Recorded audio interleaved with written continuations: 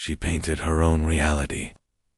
These words weren't just a clever phrase for Frida Kahlo. They were the very essence of her life and her art. In the next 10 minutes, we're going to journey into the vibrant, painful, and revolutionary world of one of the most iconic artists of the 20th century. How did a woman confined by a broken body create art that broke every boundary? Let's find out. Our story begins not with a paintbrush, but with a tragedy. In 1925, an 18-year-old Frida was in a horrific bus accident. A steel handrail impaled her, shattering her spine, collarbone, ribs, and pelvis. Her right leg was broken in 11 places. Doctors didn't think she would survive, but Frida did more than survive. She was reborn, confined to her bed in a full body cast. Her father gave her a special easel and a mirror, and so unable to escape her own body, she began to paint what she knew best, herself. This is the key to understanding Frida. Her self-portraits weren't about vanity. They were a diary written in oil and canvas. Look at the broken column. Here she is, naked from the waist up, her torso held together by a leather corset. Her spine is replaced by a crumbling stone pillar, and her skin is pierced with nails. Tears stream down her face, but her gaze is direct, unflinching. She's showing us her constant, agonizing pain, but also her incredible strength to endure it. She said, "I am not sick, I am broken, but I am happy to be alive, as long as I can paint." But Frida's life wasn't just about pain. It was also about a colossal, all-consuming passion, and that passion had a name, Diego Rivera. He was already a giant of the art world, famous for his grand murals celebrating Mexican history. She was a young, unknown artist when she boldly showed him her work. He saw her genius immediately. They fell in love and married, a union she famously described as the marriage between an elephant and a dove. Their relationship was a whirlwind. It was filled with profound love, mutual admiration for each other's work, and shared political beliefs. But it was also notoriously turbulent, marked by affairs on both sides, including Frida's own, with figures like the exiled Russian revolutionary Leon Trotsky. They divorced once, only to remarry a year later, unable to live apart. This emotional roller coaster fueled some of her most powerful works. In the two Fridas, we see two versions of herself sitting side by side. One, loved by Diego, has a whole heart. The other, the unloved Frida, has a broken heart, her arteries cut and bleeding. It's a raw, visual representation of her heartbreak and her complex identity. While European art was obsessed with surrealism, Frida always insisted she wasn't a surrealist. She said, "I never painted dreams. I painted my own reality," and her reality was deeply rooted in Mexico.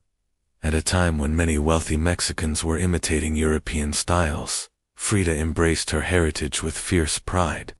This was the era of the Mexican Renaissance, or Mexicanidad, a cultural movement to reclaim and celebrate indigenous Mexican identity after the revolution.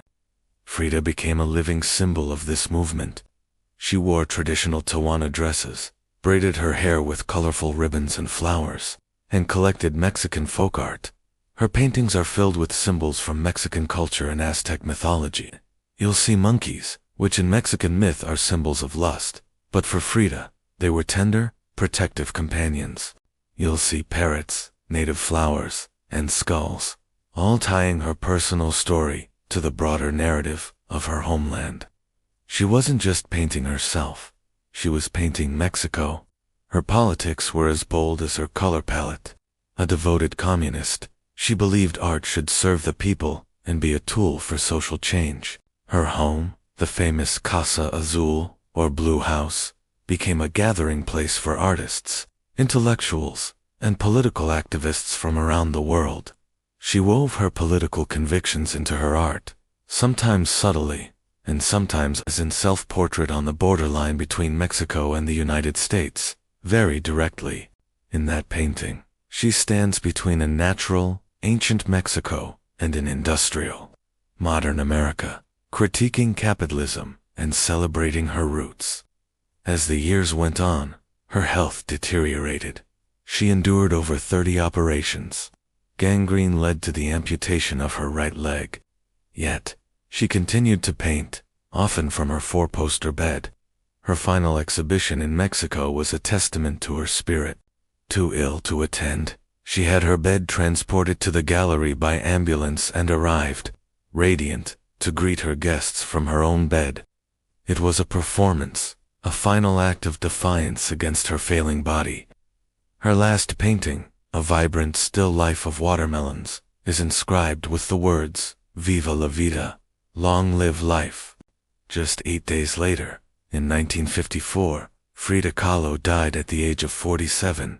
For decades, she was known mostly as Diego Rivera's wife, but in the 1970s, feminist scholars rediscovered her work. They saw in her unflinching self-portraits a radical honesty about female experience, pain, and identity.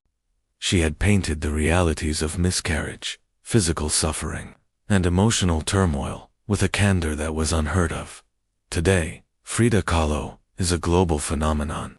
Her face, with its iconic unibrow and intense gaze, is one of the most recognizable in art history.